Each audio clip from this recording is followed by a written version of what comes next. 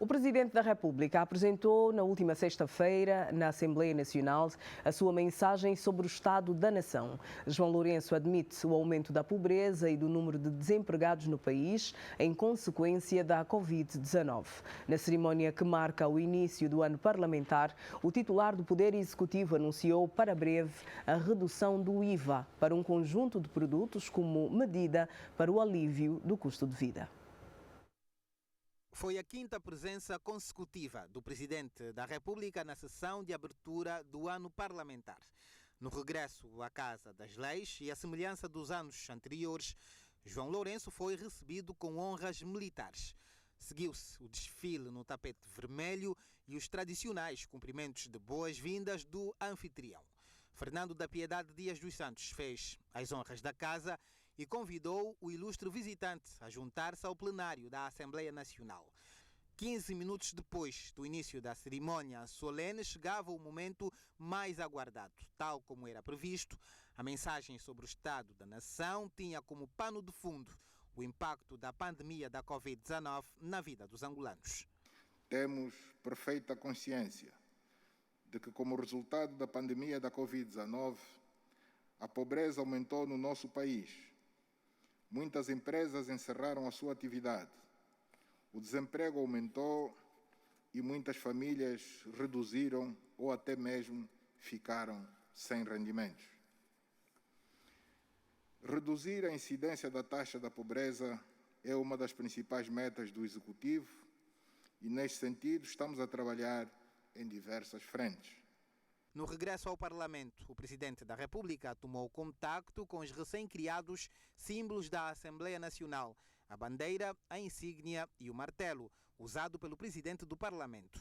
João Lourenço foi informado sobre as características de cada um e o seu significado para o Poder Legislativo.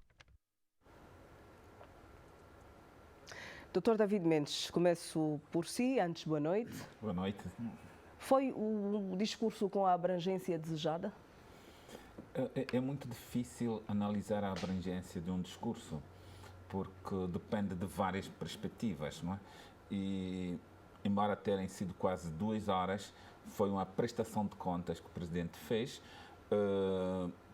As pessoas tinham mais algumas inquietações que achavam que o Presidente deveria falar, não é? Mas é muito difícil fazer uma prestação de contas de um ano em que tivemos a Covid-19 muito difícil, um ano com seca, a seca que aumentou de maneira muito grave a pobreza no sul de Angola, onde as pessoas estão a passar situações muito graves de pobreza. Então, é um discurso, diríamos, que para as circunstâncias era o possível. E as nossas exigências também ficam muito limitadas, não é? Quando todos nós conhecemos que limitações o país teve neste período. Então, digamos que é um discurso aceitável. Doutora Balixiong, a Covid-19 e a sua influência negativa na vida do país dominou a intervenção do Presidente João Lourenço. Bem, não podia ser diferente. Eu penso que esta é uma variável causa que qualquer análise sobre o desenvolvimento e a situação social e econômica do país não pode ignorar. E sabemos, por exemplo, que os 2 primeiros anos do mandato do Presidente João Lourenço, estamos a falar de 2018, 2019, até da parte da oposição, teve uma avaliação positiva. Houve da parte da oposição, estamos a falar do deputado Liberty Chiaka, terá mesmo feito um pronunciamento político público de que tivemos 2 anos bons, até porque os dados indicam para isso. Tivemos um crescimento até em relação às receitas fiscais.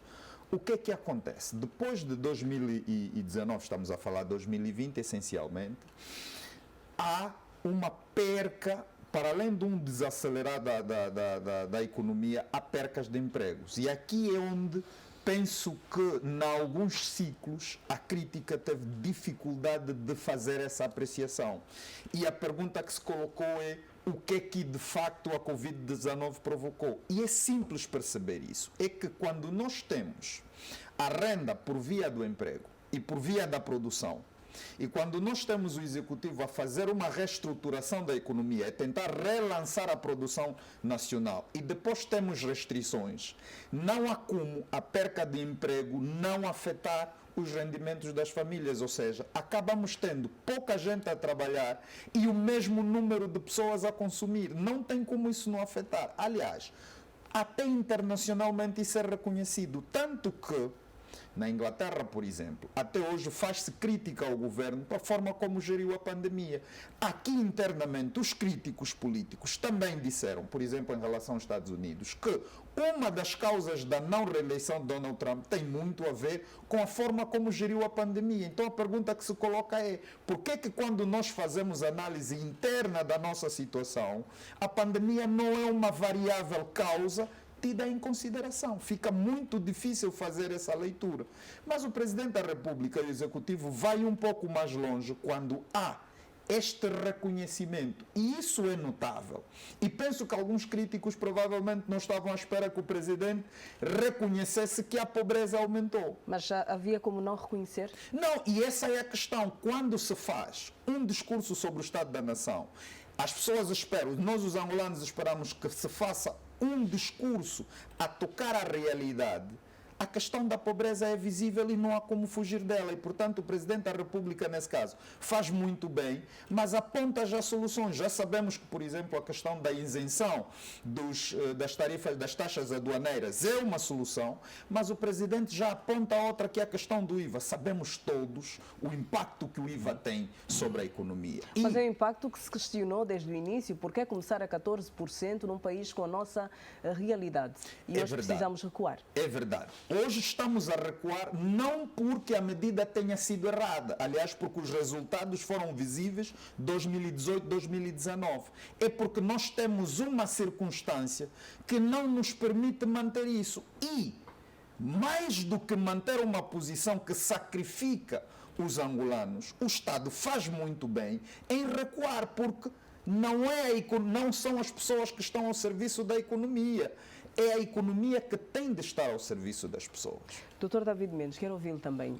Começando pela questão do IVA, o Executivo, de acordo com o que disse o Presidente, vai apresentar uma proposta de redução significativa do IVA. Nós teremos que esperar que efeitos práticos essa redução do IVA terá na vida das pessoas. Porque a maioria das pessoas sabe que o IVA sobre produtos de primeira necessidade, estamos a falar do arroz, o açúcar, feijão, as carnes, peixes, tudo isto, não é? Que para as pessoas é o básico, para a maioria das famílias é o básico. E o que é que as pessoas querem? Ver a redução do preço. Agora, a pergunta que se coloca é, os importadores atuais, os produtos que têm no mercado já têm o IVA acrescido. Como é que vão reduzi-lo? Então, essa é uma política para o futuro e não para o presente.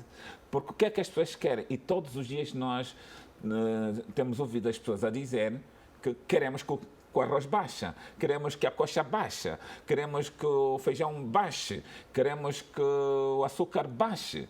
Como é que isso vai baixar?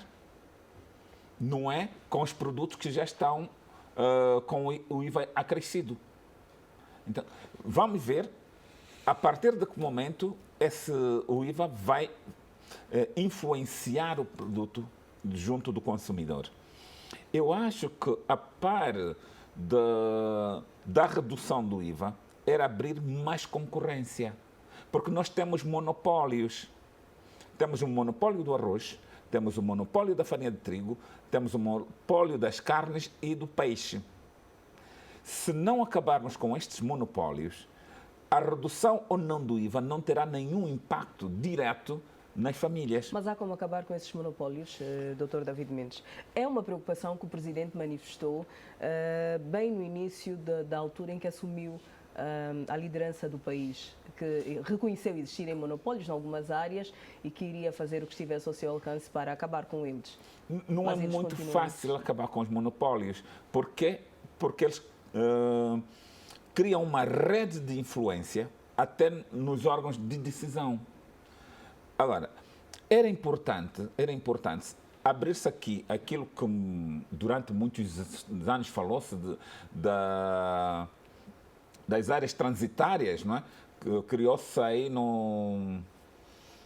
acho na refinaria da Petrangol, tem lá um conjunto de armazéns transitários na perspectiva de os produtos virem para Angola, interposto aduaneiro, virem para Angola e aqui serem comercializados como se fossem produtos importados a partir daquele local. Aqui eu acho que, ao contrário do que muitos defendem, a não intervenção do Estado na economia e particularmente no comércio, eu aqui defendo nos produtos básicos a intervenção do Estado. Por que a intervenção do Estado? Para estimular a concorrência, mas também para baixar os preços.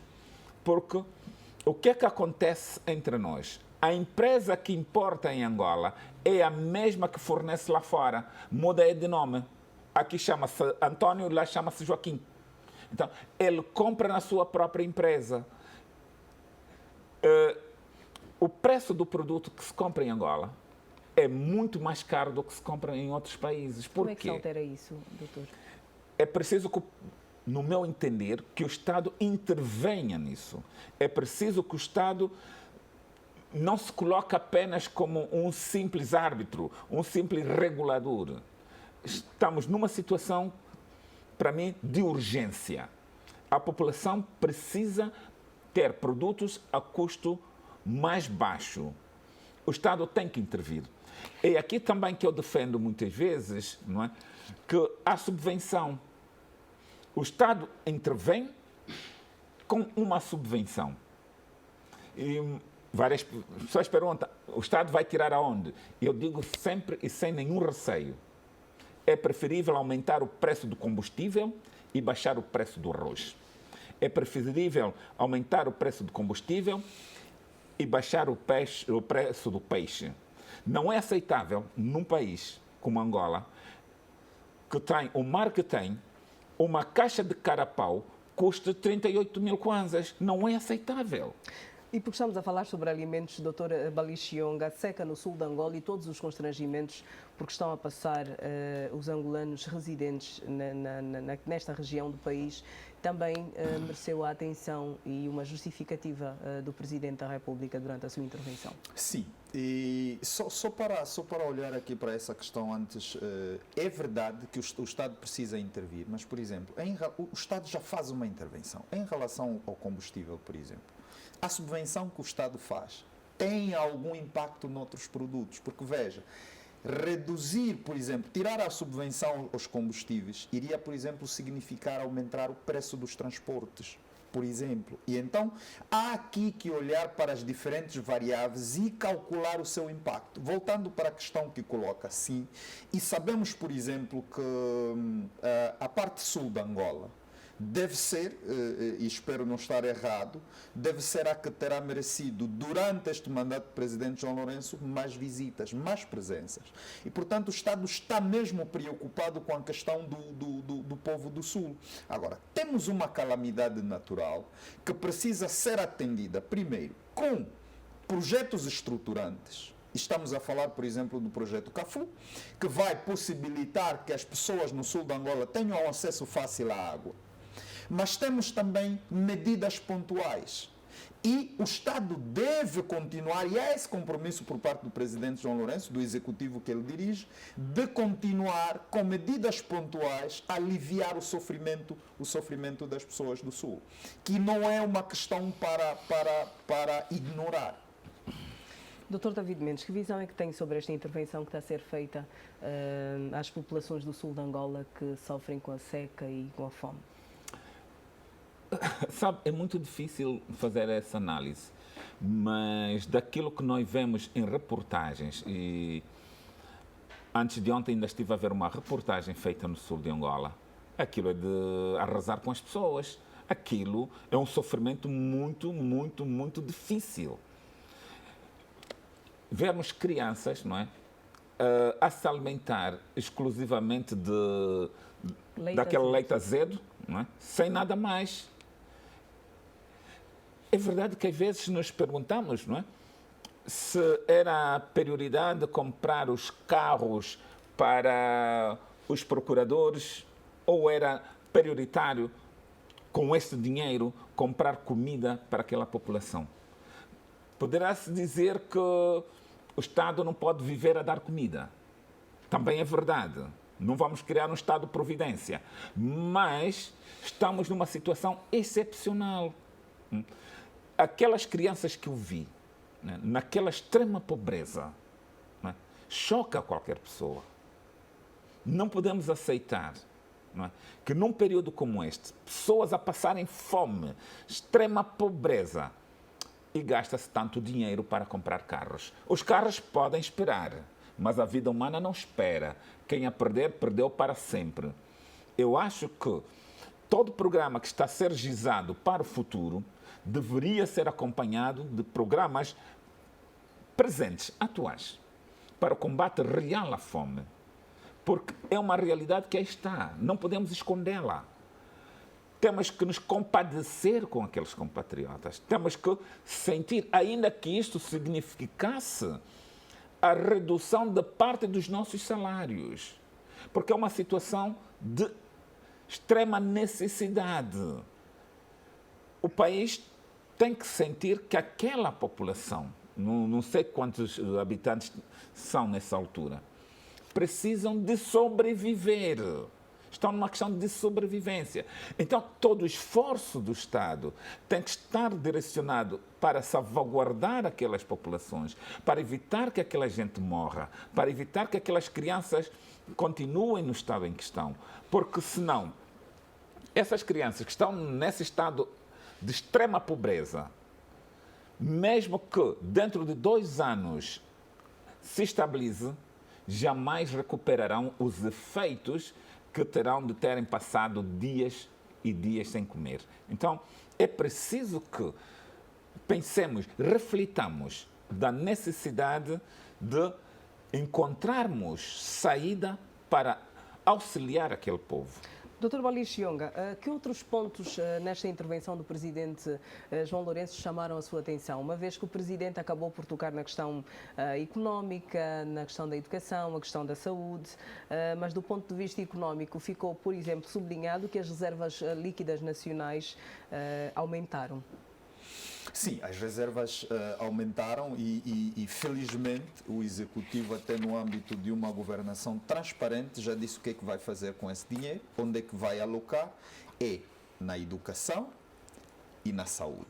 E este é um sinal da preocupação permanente do Presidente João Lourenço com a saúde e com a educação. Aliás, em relação à educação, o Presidente disse mais. O Presidente falou sobre as mudanças que estão a ocorrer, por exemplo, falou das escolas de referência, falou dos formadores para formadores que foram formados em Portugal pela Universidade do Minho e que vão fazer essa mudança. E, portanto, a atenção em relação à qualidade de ensino está marcada. Mas o Presidente também falou, por exemplo, da questão de aumentar os níveis de democratização do país. E hoje nós temos manifestações onde a polícia protege os manifestantes. Eu falo das manifestações porque são, em relação aos direitos fundamentais, eventualmente, o elemento mais expressivo e que publicamente se percebe sobre o exercício dos direitos fundamentais. Infelizmente, nós também vamos tendo algum exercício abusivo. E aqui, em relação ao Presidente, em relação ao discurso sobre o Estado da Nação, surpreendeu-me, por exemplo, que um dia anterior a Casa C tenha feito um discurso sobre o Estado da Nação. E atenção, com cobertura. A questão é simples. Nós estamos a falar do Presidente da República e nós estamos a falar de um ato que tem obrigação constitucional. Isso pode até não ter consequências políticas, pode não ter consequências jurídicas, mas tem consequências éticas. Ou seja, como é que um partido político que pensa que um dia vai governar Angola antecipa-se ao chefe de Estado e faz um discurso sobre o Estado da Nação? Ou seja, os meninos que estão lá em casa, que viram isso e ouviram, que tipo de respeito terão por esses políticos? E um amigo meu, eu aprendi de um amigo meu, um provérbio que não posso fazê-lo em Kikongo porque não conheço, mas diz assim: os mais velhos dão seu respeito. O que significa que não se exige de um menor respeito, não. O mais velho é que tem que dar o respeito. E quando nós vemos exemplos destes, que não têm nenhuma razão de estarem presentes, nós colocamos em causa a idoneidade de políticos que agem dessa forma. Mas, infelizmente, em alguns casos, são os custos da abertura e da democracia. Mas é preciso corrigir isso rapidamente. Finalmente, a questão do ensino superior, a investigação científica. Penso que, no discurso sobre o Estado da Nação, o Presidente da República teve o cuidado, em alguns casos, de dar respostas muito pontuais às questões que foram colocadas. Essa questão da qualidade da investigação científica no ensino superior fez morada nas redes sociais, fez morada nos noticiários e o Presidente teve esse cuidado de responder. Deixa eu só chamar aqui a atenção uma coisa. Nos termos da Constituição, o líder do maior partido da oposição tem direito à réplica. Isso é, logo após o Presidente da República apresentar o discurso do Estado da Nação, é dado o direito constitucional ao líder do maior partido da oposição a fazer uma réplica. Eu não vi nem ouvi, por exemplo, o Presidente Samakuva a fazer uma réplica ao discurso do Presidente da República. Eu vi um convite do grupo parlamentar da UNITA que deveria fazer uma conferência de imprensa como réplica. E fez, apresentou uma réplica do discurso do Presidente da República sobre o Estado da Nação. E não pode, não é o grupo parlamentar, é o líder do maior partido da oposição. É que a UNITA está um pouco desencontrada. Por que é que eu digo isso, a UNITA está desencontrada? Depois da decisão do Tribunal Constitucional, que anulou o Congresso da UNITA, as pessoas não querem assumir, na sua plenitude, que o líder da UNITA é Samakuva. E fazem tudo para que ele não assuma, de facto, a presidência da UNITA. Tentaram, se isso aconteceu, eu lamentavelmente não vi a conferência de imprensa e nem sei quem é que dirigiu, não é? Esse é um ato reservado ao presidente do partido. E deveria ser o presidente da UNITA a convocar uma conferência de imprensa para fazer a réplica, não para fazer um discurso à nação, é fazer a réplica, demonstrar o que é que aquele discurso tem de verdadeiro, o que não tem de verdadeiro e qual é a sua perspectiva. Eu acho que se o Bloco Democrático antecipou, agiu mal. A Casa C. Foi a Casa. Não, a Casa C. Se a Casa C que a fez, então agiu mal. Não deveria ter feito. Se a UNITA fez por intermédio do grupo parlamentar, também fez mal, porque quem deveria dirigir essa réplica seria o presidente do partido. Mas Isaías Samakuva é oficialmente o presidente da UNITA, pelo menos há uma semana, porque nós também passamos a cobertura que foi feita da passagem de pastas entre o engenheiro Adalberto Costa Júnior e Isaías Samakuva. Sobre ainda este discurso do Presidente da República à nação, o grupo parlamentar da UNITA diz que os indicadores da pobreza em Angola são ainda preocupantes e aponta taxas negativas do produto interno bruto como referências do mandato do Presidente João Lourenço. A oposição pede para sair dos discursos e passar-se à execução prática de determinados projetos para que se possa ultrapassar esta situação menos boa que o país enfrenta. Quero ouvi-lo sobre isso. Eu acho que quando a oposição fala de passar para projetos, está a sugerir ou está a fazer uma imposição? Eu acho que não. Eu acho que a oposição, porque o discurso à nação é um relatório de atividades e de previsão. Acredito que dever-se analisar se aquilo que foi programado foi executado e se não foi, por quê? E qual é a previsão para o próximo ano? Nós assistimos em outras paragens que a oposição também propõe. A oposição não serve só para criticar, serve também para demonstrar caminhos que devem ser seguidos. Sente que falta isso à nossa oposição? Falta. É uma das coisas que mais falta na oposição. Indicar caminhos. Não basta dizer que isto está mal. Como é que vamos corrigir? Porque fazer oposição não é apontar só erros. Fazer oposição é também apontar caminhos. Porque quem vai governar ou quem pretende governar tem que demonstrar uma visão diferente do país. Se ele disser que eu quero que se combata a pobreza, tem que dizer como, que caminhos é que faria para combater a pobreza. E por que o outro não está a seguir este caminho?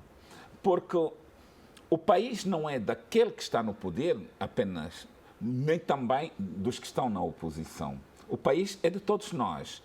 O desenvolvimento do país satisfaz quer quem está a governar, quem está na oposição. Então, é importante que a oposição demonstre caminhos. Não basta só apresentar críticas. Nós faríamos melhor, nós se ganharmos vamos fazer melhor. Não. Mesmo não ganhando, tem que demonstrar que é possível fazer-se. Porque temos todos que caminhar juntos. Angola é de todos nós. Os ganhos de Angola são ganhos para todos nós. As frustrações de Angola são frustrações para todos nós. Então, juntos devemos analisar os nossos defeitos, as nossas dificuldades e as perspectivas que podemos fazer para melhorar. Eu falava há pouco sobre esta conferência de imprensa do Grupo Parlamentar da UNITA, foi apresentada pela deputada Navita Ngolo. Dizia o doutor David Mendes que sente que na UNITA não se deixa Isaías Samakuva trabalhar, ou que a UNITA não esteja a olhar para Isaías Samakuva como o presidente legítimo do partido. Por que é que diz isso, doutor? Pelas ações. Veja, lamentavelmente, não é? Na própria rádio da UNITA, destrataram Samakuva. Eu senti isso, não sendo militante da UNITA.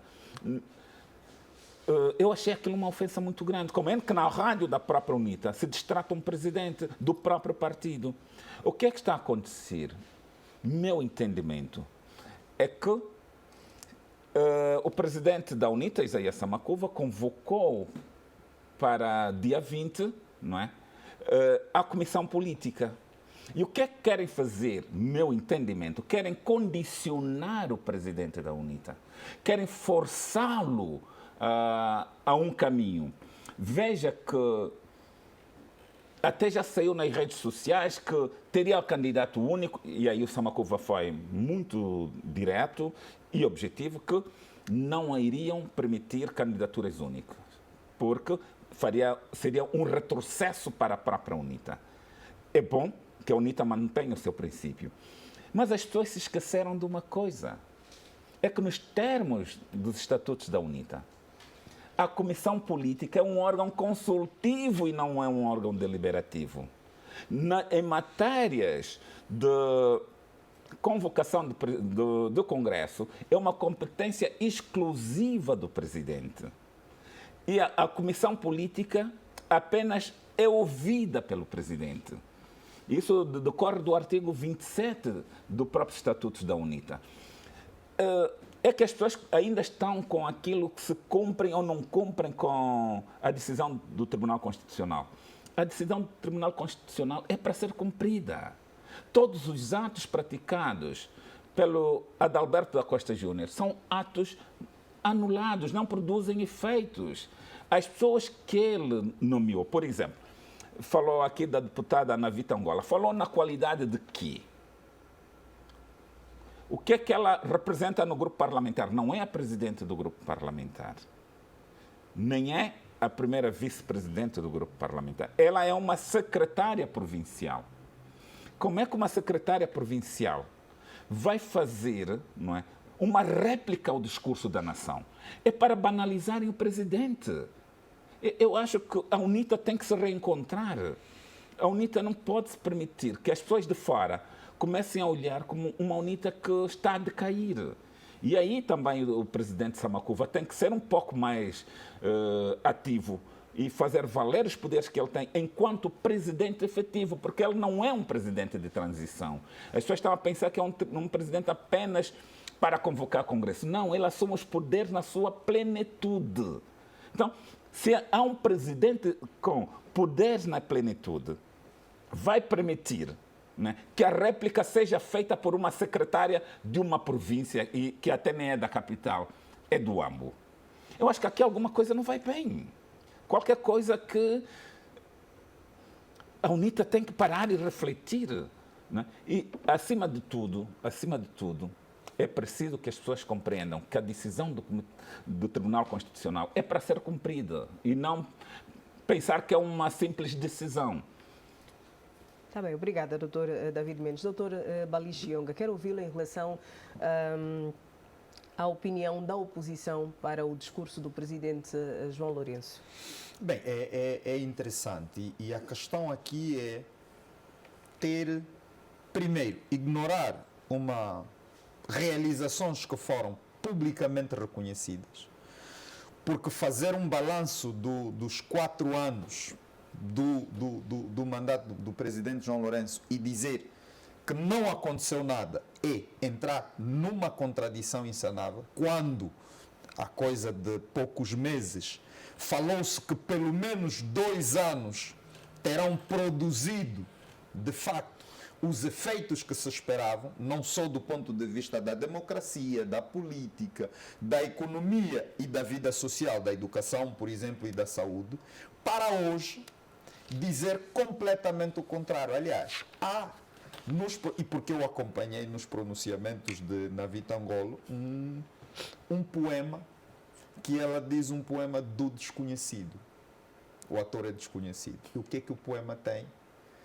Uma rima de nadas. Ou seja, olhar para o que Angola é desde 2017 até hoje e dizer que não aconteceu nada, tudo piorou, é também dizer que a própria oposição não fez nada durante esse período.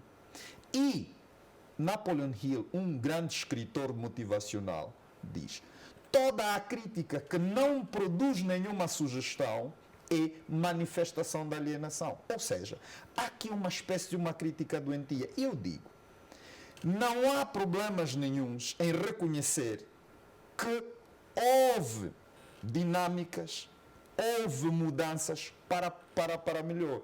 O que o presidente João Lourenço está a fazer, aliás, é preciso também dizer isso, não é um milagreiro.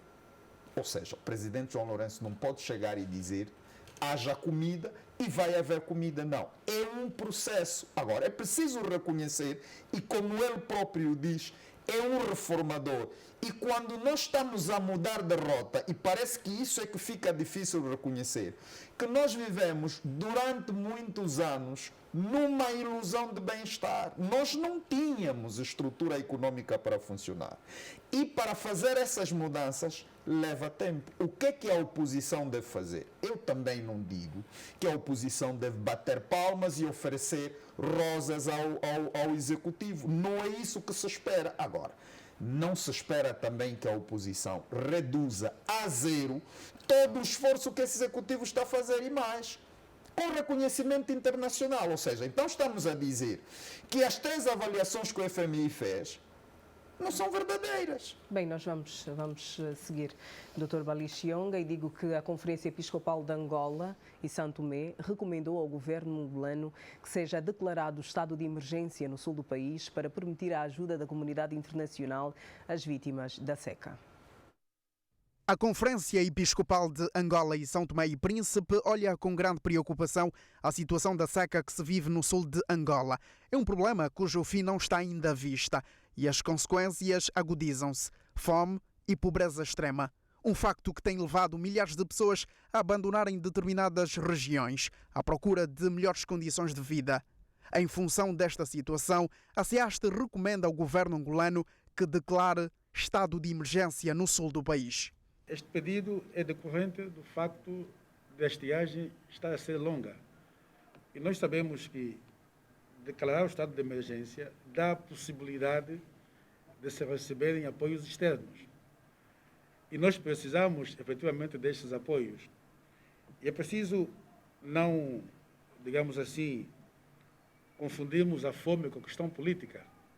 É preciso sermos humildes e termos a capacidade de dizer: os nossos esforços chegaram a ter determinada possibilidade e é preciso pedirmos a ajuda da comunidade internacional, que não é nenhum favor que se presta, pois Angola é parte dessa comunidade internacional e tem as suas cotas pagas nas organizações internacionais. A Conferência Episcopal de Angola e São Tomé e Príncipe apela à calma, principalmente entre o MPLA e a UNITA, pelo facto de ter concluído que está a crescer a tensão pré-eleitoral no país. Dr. David Mendes, é ou não prudente a recomendação feita pela SEAST ao Executivo? Eu não sei quais são os critérios que existem para que se declare o estado de emergência com intervenção internacional. Mas, daquilo que é o meu conhecimento, nós temos em Angola várias agências das Nações Unidas. Temos a FAO, temos a Cruz Vermelha, o PNUD, sei lá, um conjunto de organizações das Nações Unidas em Angola. Essas organizações estão em contato com o terreno e a observação que eles fizerem é que vai determinar se as Nações Unidas ou não declarem um estado de emergência para Angola. Não é a declaração do Estado angolano, no meu entender, que vai vincular a comunidade internacional. Porque a comunidade internacional tem critérios próprios para definir se estão perante um estado de emergência ou um estado de calamidade. Porque um estado de emergência ou de calamidade para Angola pode não ser para a comunidade internacional. Angola pode pedir ajudas adicionais, é normal.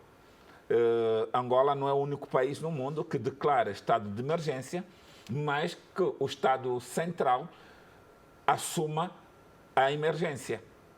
Então, aonde entra aqui a comunidade internacional? A comunidade internacional só entra aí onde o Estado angolano, onde o Estado da nação não tem capacidade para resolver a questão. E a questão aqui é que se coloca: Angola tem ou não tem capacidade de resolução?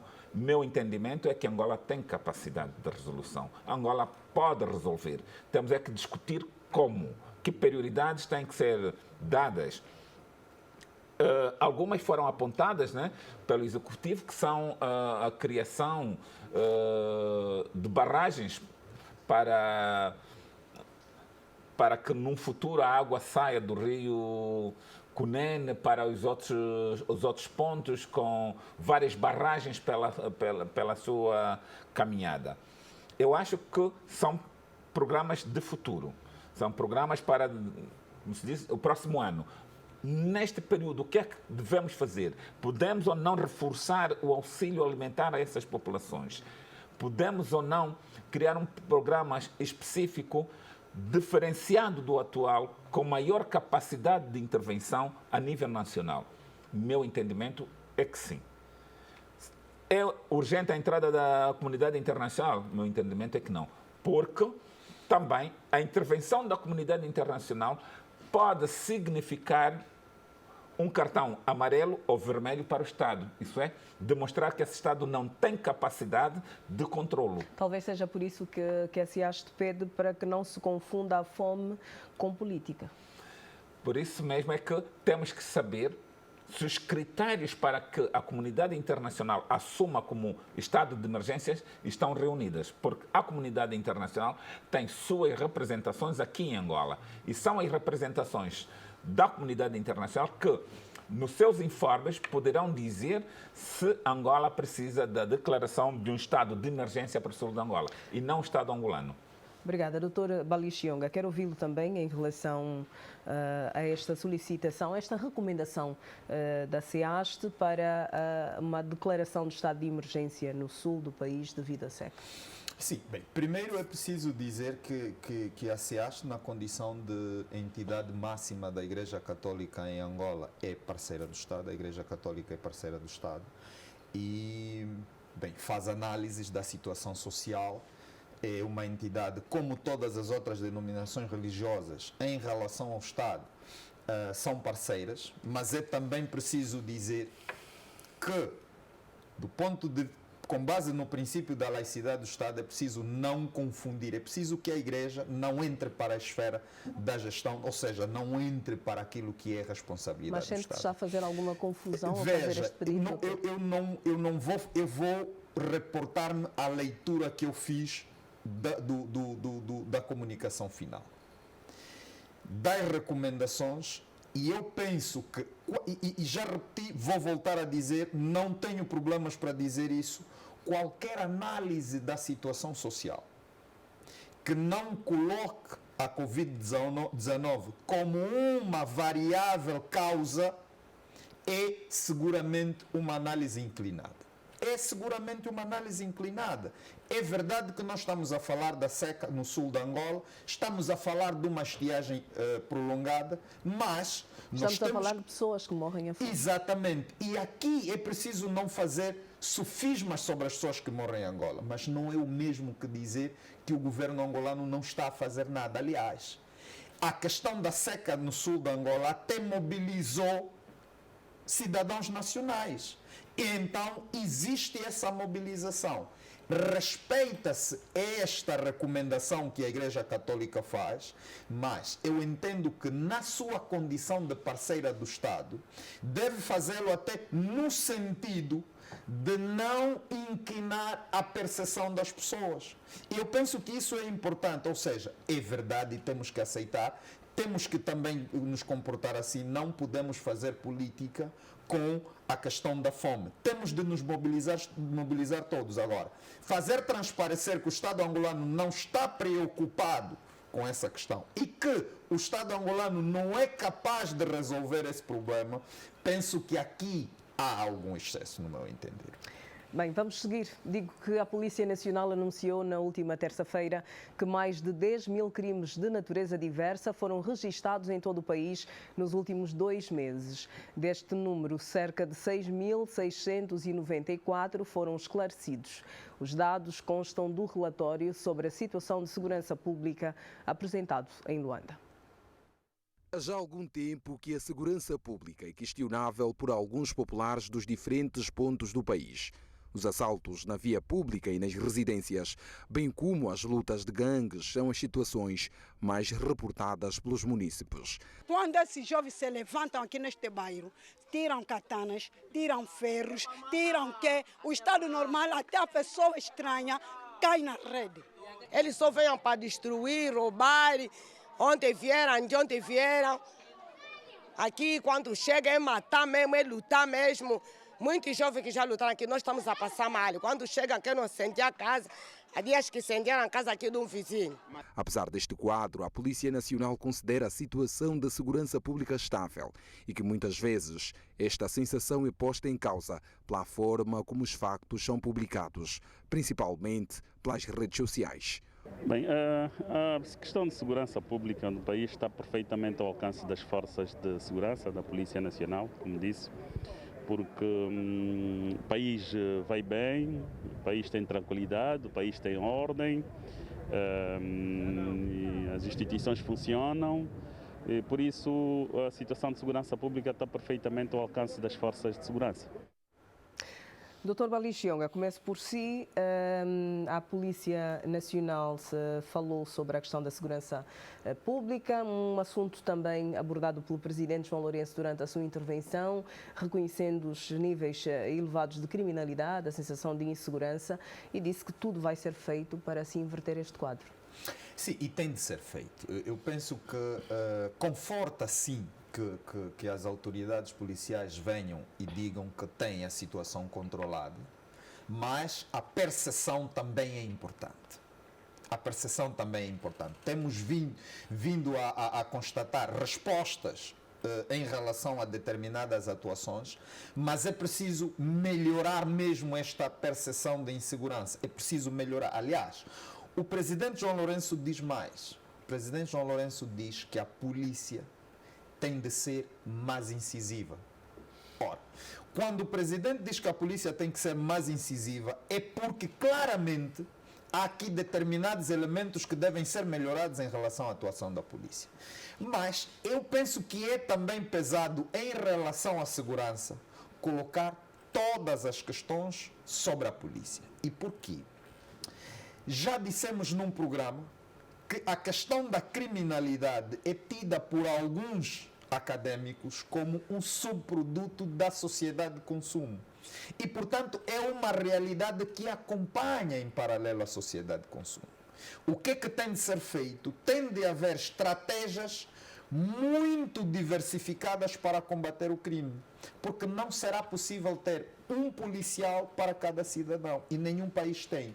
E aqui eu penso, primeiro, por causa do nível elevado dessa insegurança, a polícia precisa fazer esse trabalho. Aliás, o presidente João Lourenço disse, também no seu discurso, que tem de se controlar a origem das armas. E há, de facto, essa percepção de que há um descontrole em relação às armas de guerra. Aliás, por isso é que há logo uma atuação em relação às empresas de segurança que devem deixar de usar armas de guerra. Portanto, a alta criminalidade precisa ser controlada. Mas atenção, a alta criminalidade é também seguida da baixa criminalidade. E, em alguns casos, é a baixa criminalidade que aumenta os níveis de insegurança. Por exemplo, a peça claramente, nós estamos a falar de lutas de gangues.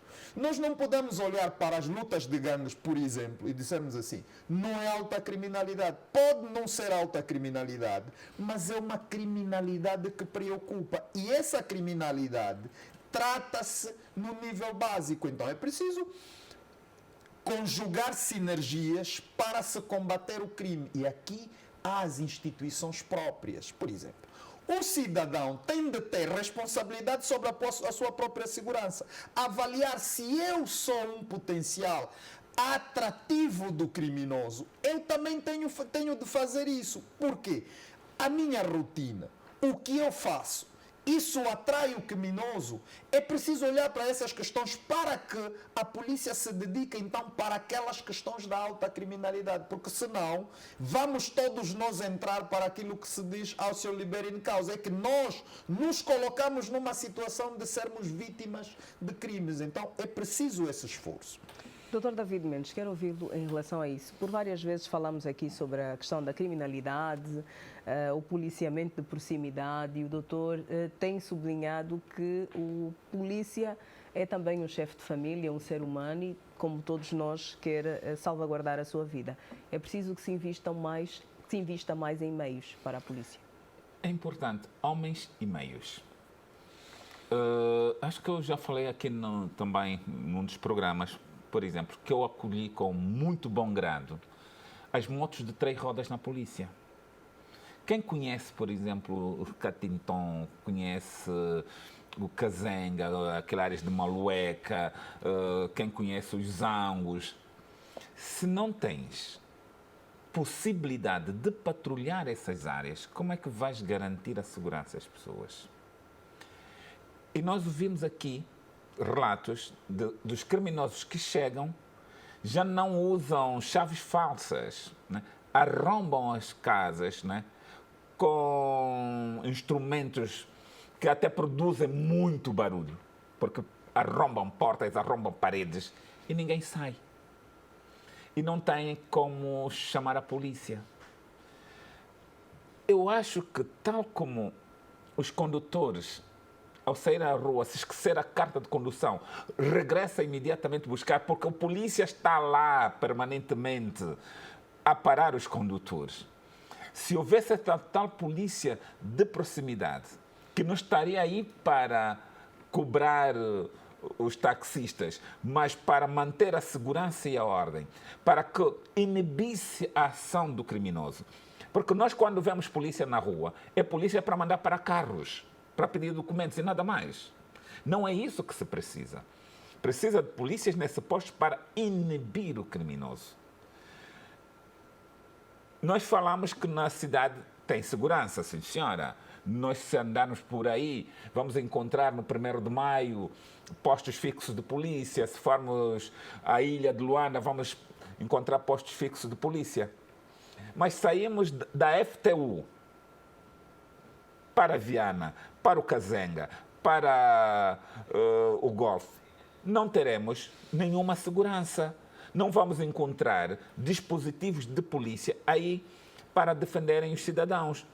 Então, a polícia não pode dizer que em matéria de segurança o país vai bem. Porque nós vimos vários vídeos a circular nas redes sociais, não só de assaltos, mas de cidadãos a serem queimados. Como ativista de direitos humanos, isso choca. Você vê alguém a ser queimado vivo. Por quê? Porque as pessoas são criminosas? Não, porque o cidadão já não confia nas instituições e, particularmente, já não confia na polícia. Agora que fala destes vídeos, Dr. David Mendes, eu pergunto-lhe se teve acesso ao vídeo do Comandante-Geral da Polícia Nacional, na resposta que deu à Igreja. Vi. Eu acho que uma das coisas que me admira é esse comandante, né? É polícia. E a polícia não está aí para rir com as pessoas. A polícia tem que ser firme. Né? Mas o comandante tem que compreender que a situação também não está boa. Dá esperança? Dá. Vai combater a criminalidade? Vai. E deve. Não deve dar tréguas à criminalidade. Nós há tempo falamos, quando a polícia mata um delinquente, todos nós falamos. Mas quando o delinquente mata um polícia, ninguém fala. Ficamos todos calados. É aí que eu disse que o polícia também tem família. É uma das razões que eu peço que a polícia, quando põe as pessoas na rua para ir ao choque, os polícias devem ter coletes antibala. E a polícia tem que ter meios nos bairros. Essas unidades que temos, as chamadas unidades móveis, não servem para nada, porque não têm meios. Não vamos tentar nos enganar. Essas unidades móveis teriam importância se, a partir das 18 horas, teriam lá um destacamento de 10, 15 homens para segurar, e ali seria a base de apoio.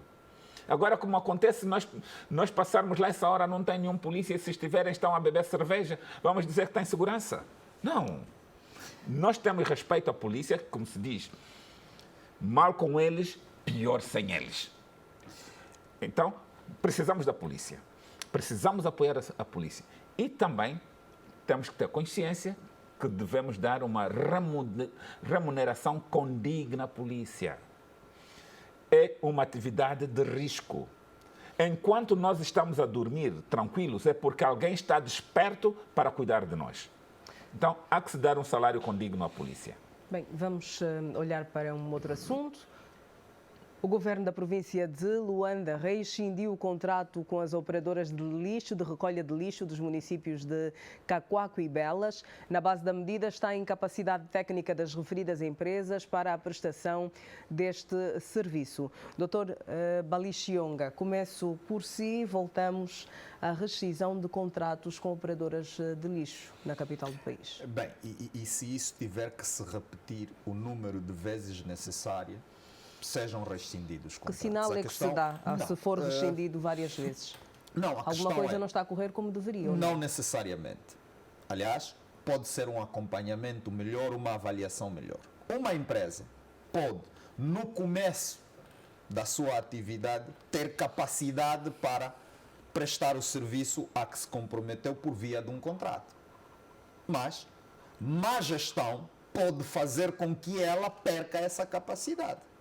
Ora, o contratante tem, obedecendo os procedimentos legais impostos, o direito de rescindir se a pessoa contratada não presta esse serviço. Como é que fica o cidadão? O que acontece, e é mesmo por causa do cidadão, é porque o governo da província de Luanda tem noção que a questão do lixo, do tratamento do lixo, impacta sobre a saúde pública, que tem que tomar medidas. Ou seja, mal seria que simplesmente não rescinde contratos e permite que a situação permaneça.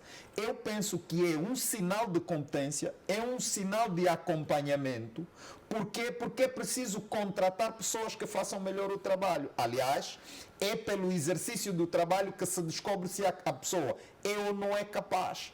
Por quê? Porque no momento da contratação pode apresentar as condições de que será capaz. Mas a má gestão pode fazer com que isso não aconteça. E, portanto, Sim, não são todas as operadoras. E aqui o governo da província de Luanda terá de cuidar que essa rescisão de contrato não piore a situação do lixo nestas localidades. E o meu entendimento é que essa atenção foi tomada a tempo para que a situação não se agrave do lixo nestas localidades. Dr. David Mendes, tem a mesma percepção que o Dr. Balichiong em relação a estas rescisões que têm sido feitas com operadoras de limpeza? Eu não tenho essa visão, porque como é que um contrato recente é rescindido? Quer dizer que a escolha foi mais mal feita. Eu sempre disse aqui, e repito, que o lixo é um grande negócio. O negócio do lixo vive-se em quase todos os países do mundo. As pessoas gostam do negócio do lixo. E mais, ao contrário das outras paragens, em que as pessoas que trabalham no lixo ganham mais que um médico, ganham mais que um engenheiro, aqui quem trabalha no lixo tem os salários mais reduzidos possíveis. Não tem subsídio de risco. Não tem subsídios, sei lá, que lhe possa cativar aquela atividade. Porque o trabalho de recolha e tratamento de lixo em Angola é para as pessoas pobres. E falo isso porque ainda há poucos dias, não é? Há poucos dias, eu estive na Baía Azul e eu vi senhoras a varrerem a rua, não é? Que era uma forma, sei lá, primitiva. As senhoras varriam a rua com essas vassouras de mateba, não é? Chamada vassoura de mão, não é? Vassoura de mão. A varrer a rua. Eu me pergunto que empresa é essa, né, que ganhou concurso para limpar uma cidade ou um município e põe as senhoras a varrer sem máscara, sem nada. Sim, mas Dr. David Mendes, não acha que essa questão é que leva aqui o governo provincial rescinda? Por quê? Porque a contratação é em função da apresentação de condições. O caderno, você tem um caderno de encargos. Com certeza, mas peço desculpas. Se tiver caderno de encargos e tiver apresentado as condições que lhe habilitam a fazer esse exercício, até pode ser por via de algum engano, por via de alguma artimanha, você faz o contrato. E no momento em que você começa a exercer, e é no momento que se constata que não tem essa capacidade que se rescinde. Então, penso que não é correto dizer assim, bem, essas empresas foram contratadas por via da influência, a menos que possa aprová-lo. Primeiro isso. Segundo, também é verdade que desde a altura da entrada da nova governadora que nós tivemos alguma melhoria e, portanto, também não devemos... Conhece o Zambo, colega? Conhece o Zambo? Eu conheço o Zambo. Vai ver o lixo que tem o Zambo. Mas eu digo alguma melhoria. Eu não estou a dizer melhoria completa. Agora, não lhe devemos lançar por terra todo o trabalho. Conhece também lugares que estão limpos, com certeza. O centro da cidade. Não é só o centro da cidade. Há outros lugares com alguma limpeza regular. Por exemplo, em Viana há lugares ou com alguma limpeza regular. Que lado? Eu conheço também bem a Viana. Que lado da Viana? Não devo aqui apontar os lugares, até porque não me parece que seja necessário. Não, eu conheço a Viana. Sim, mas há um reconhecimento de que, em alguns lugares, esse trabalho se faz bem, até porque por isso é que essa rescisão está a ser feita pontualmente. Então é preciso também reconhecer esse esforço que as entidades governamentais, e no caso o governo provincial de Luanda, vem fazendo, porque já deu conta de todos os governos de Luanda, já deu conta anterior. todos os governos de Luanda quando chegam ao lixo. Não, mas essa é uma Todos. profecia. Não, aliás, Todos.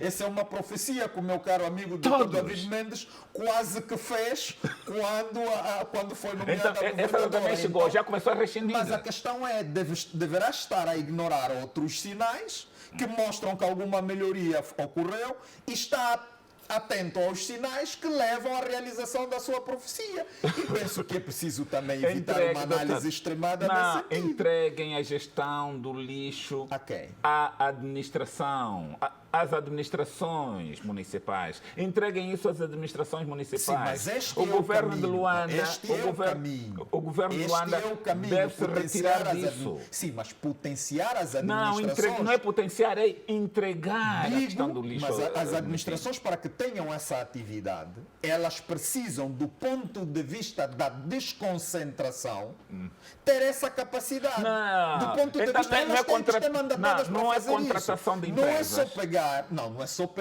a administração tem um nível para a contratação, doutor. Não, A descentraliza. administração não contrata todos os serviços que quiser. Não, Isso esse é preciso que se faça. doutor, do ponto de vista legal. esse serviço do lixo é um serviço de dinheiro. Não vai só querer nos esconder. O lixo dá muito dinheiro. Sim, mas na administração municipal deixará de ser um serviço Tá de bem, dinheiro. mas pelo menos você pode Continuará a ser. responsabilizar diretamente o Por isso é que eu administrador. por isso é que eu digo, doutor, este é o caminho agora. Não devemos deixar de reconhecer que alguma coisa melhorou. Aliás, Eu não sinto o isso. extremo, Eu não não é uma sinto. questão de sentir, é uma questão de ver, doutor. Já disse que há lugares que estão mais limpos. Só Mencionou. o centro sabe Mas- por quê, doutor? Sabe por quê que o centro da cidade? É aquele problema da elite. Aqui está a elite. Sim, mas acha que a elite só está no centro da cidade? Só. Não, porque há Só. pessoas que vivem fora da cidade e trabalham na cidade. Não, a deve elite está fazer aqui no centro da não deve cidade. fazer essa leitura, aliás, porque a questão está mesmo Doutor, centrada nas se empresas o contratadas. centro da cidade faltar energia um dia, é um assunto muito sério, sai nos jornais, sai em todos os sítios. Mas se você não consegue ficar uma semana sem luz, dizem que é normal. Mas felizmente, quando isso acontece, há um comunicado. Não, Sim, não o deve comunicado olhar resolve o problema. Há um comunicado. E esses O comunicado problemas- resolve o problema. Mas estes problemas já estão mais melhorados do que antes. Doutor, tem que ter essa capacidade Doutor. quando faz a crítica, até de reconhecer que alguma Doutor, coisa melhorou. amanhã dá só um passeio. Porque extremismo Amanhã, também não amanhã faz dá um muito bem. passeio ao Zango, dá um passeio ao Sambizanga, no interior, e vai ver a quantidade de lixo. Não, eu não Doutor Malice Xixionga, o seu 1 minuto. Já não temos tempo. Vamos continuar a discutir fora do estúdio. Obrigado. Bem, nós favor. estamos no mês de outubro e há 2 dias, e quero dizer a 15 de outubro, comemorávamos então o Dia Internacional da Mulher Rural.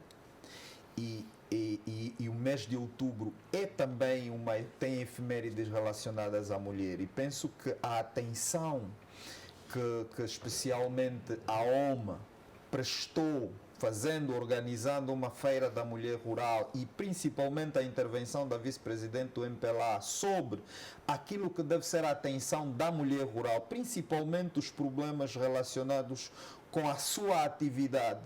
Eu penso que é um sinal positivo de como a sociedade deve olhar para a mulher no geral, mas essencialmente para a mulher rural, que com certeza terá muito mais dificuldades que outras mulheres, por exemplo, que vivem na cidade. Penso Obrigada. que é de nota positiva. Obrigada. Doutor David Mendes, o seu 1 minuto. O meu minuto é de reflexão. Gostaria que o Executivo refletisse este acordo, essa concordata com a Igreja Católica, que permite que os casamentos católicos sejam reconhecidos mediante averbamento no cartório.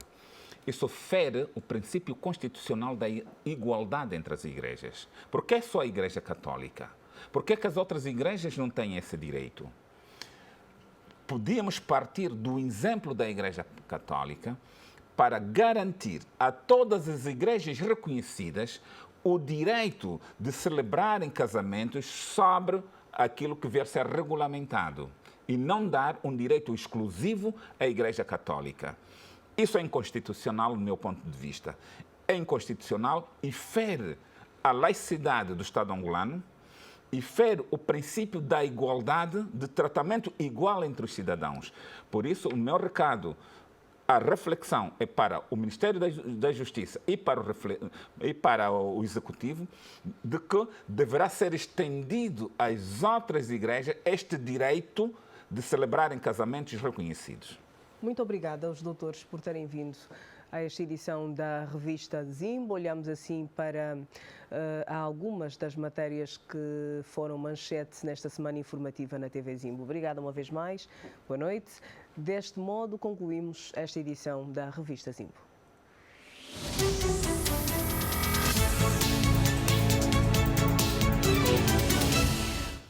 E fazemos mais um intervalo. Até já.